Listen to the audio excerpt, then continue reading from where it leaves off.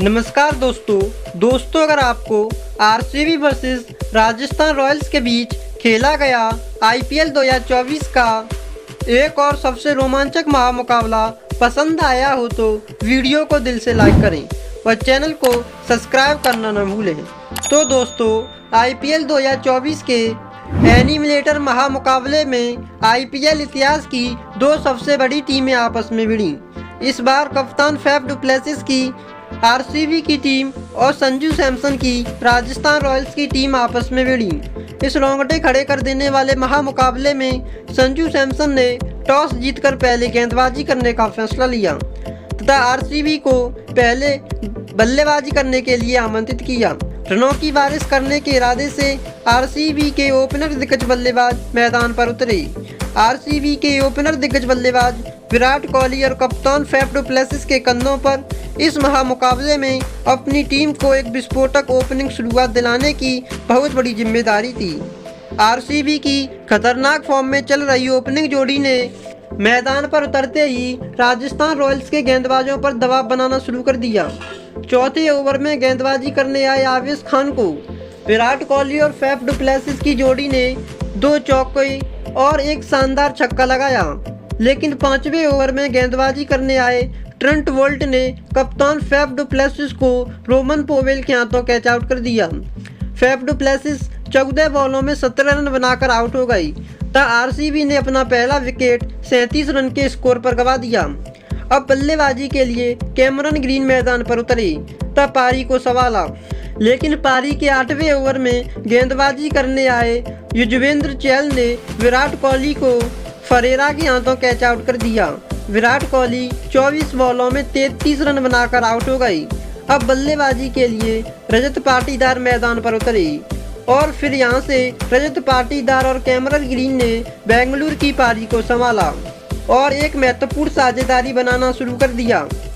खास करके Cameron green इस महामुकाबले में धमाकेदार फॉर्म में नजर आ रहे थे, तो वहीं दूसरी छोर पर बल्लेबाजी कर रहे रजत पाटीदार उनका साथ बखूबी निभा रहे थे।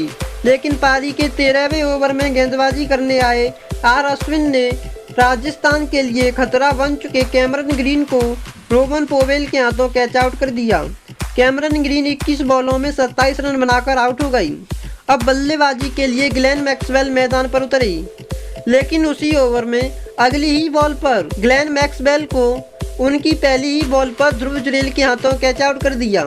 ग्लेन मैक्सवेल बिना खाता खोले ही पवेलियन लौट गई तो आरसीबी ने 97 रन के स्कोर पर अपने 4 विकेट गंवा दिए। अब बल्लेबाजी के लिए लोमरोड मैदान पर उतरे और आते ही एक शानदार छक्के से अपना खाता खोला और बेंगलुरु की लड़खड़ाती पारी को संभालने की कोशिश की, लेकिन पारी के 15वें ओवर में गेंदबाजी करने आए आवेश खान ने रजत पाटीदार को रियान पराग के हाथों कैच आउट कर दिया। रजत पाटीदार 22 बॉलों में 34 रन बनाकर आउट हो गई। अब बल्लेबाजी के लिए दिनेश कार्तिक मैदान पर उतरे तथा एक बार फिर से लोमरोड और दिनेश कार्तिक ने बेंगलुरु की पारी को संभाल लिया था और एक महत्वपूर्ण साझेदारी बनाना शुरू कर दिया था, लेकिन पारी के 19वें ओवर में गेंदबाजी करने आए आवेश खान ने दिनेश कार्तिक को तेजस्वी जायसवाल के हाथों कैच आउट कर दिया। दिनेश कार्तिक 13 बॉलों में 11 रन बनाकर आउट हो गई। अब बल्लेबाजी के लिए इम्पैक्ट प्लेयर स्वप्निल सिंह मैदान पर उतरी, लेकिन उसी ओवर में सेट हो चुके लोमरोड को आवेश खान ने रोमन पोवेल के हाथों कैच आउट कर दिया। लोमरोड 17 बॉलों में 32 रन बनाकर आउट हो गई। अब बल्लेबाजी के लिए कर्ण शर्मा मैदान पर उतरे तब पारी को संभाला, लेकिन पारी की अंतिम बॉल पर संदीप शर्मा ने कर्ण शर्मा को रोमन पोवेल के हाथों कैच आउट कर दिया। कर्ण शर्मा 4 बॉलों में 5 रन बनाकर आउट हो गई तथा आरसीबी ने 8 विकेट खोकर 173 रनों का लक्ष्य राजस्थान रॉयल्स के सामने रखा।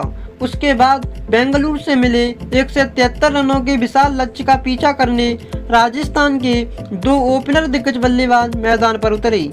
यशस्वी जायसवाल और उनके साथ बल्लेबाजी करने उतरे टॉम कैटवोर के कंधों पर इस महामुकाबले में अपनी टीम को एक विस्फोटक शुरुआत दिलाने की बहुत बड़ी जिम्मेदारी थी और राजस्थान की ओपनिंग जोड़ी ने मैदान पर उतरते ही धमाकेदार बल्लेबाजी करना शुरू कर दिया था। खास करके यशस्वी जायसवाल इस मुकाबले में धमाकेदार फॉर्म में नजर आ रहे थे और दूसरे छोर पर बल्लेबाजी कर रहे टॉम कैटमोर उनका साथ बखूबी निभा रहे थे। अब दबाव आरसीबी के गेंदबाजों पर था तथा पावर प्ले के अंतिम ओवर में गेंदबाजी करने आए लॉकी फर्ग्यूसन ने टॉम कैटमोर को क्लीन बोल्ड कर दिया। टॉम कैटमोर 15 बॉलों में 20 रन बनाकर आउट हो गई और राजस्थान रॉयल्स ने 46 रन के स्कोर पर अपना पहला विकेट खोया। अब बल्लेबाजी के लिए कप्तान संजू सैमसन मैदान पर उतरी और पारी को संभाला, लेकिन 10वें ओवर में गेंदबाजी करने आए कैमरन ग्रीन ने यशस्वी जायसवाल को दिनेश कार्तिक के हाथों कैच आउट कर दिया। यशस्वी जायसवाल 30 बॉलों में 45 रन बनाकर आउट हो गई। अब बल्लेबाजी के लिए रियान पराग मैदान पर उतरे, लेकिन अगले ही ओवर में गेंदबाजी करने आए कर्ड शर्मा की बॉल पर संजू सैमसन को स्टंपिंग आउट कर दिया।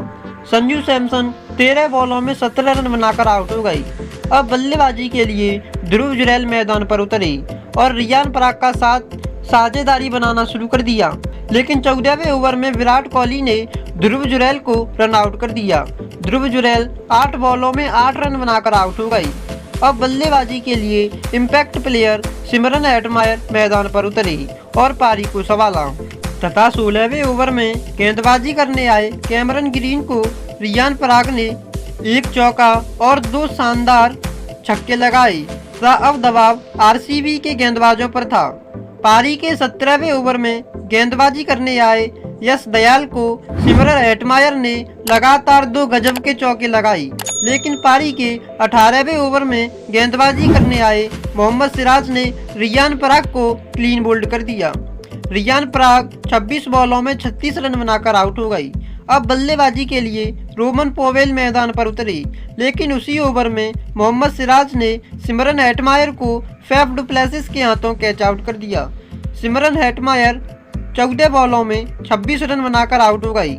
अब बल्लेबाजी के लिए रविचंद्र अश्विन मैदान पर उतरे तब पारी को संभाला और 19वें ओवर में गेंदबाजी करने आए लॉकी फर्ग्यूसन को रोमन पोवेल ने लगातार 2 चौके और एक शानदार छक्का लगाया और राजस्थान रॉयल्स ने यह मुकाबला 4 विकेट से जीत लिया और इसी के साथ राजस्थान रॉयल्स क्वालीफायर 2 में पहुंच गई।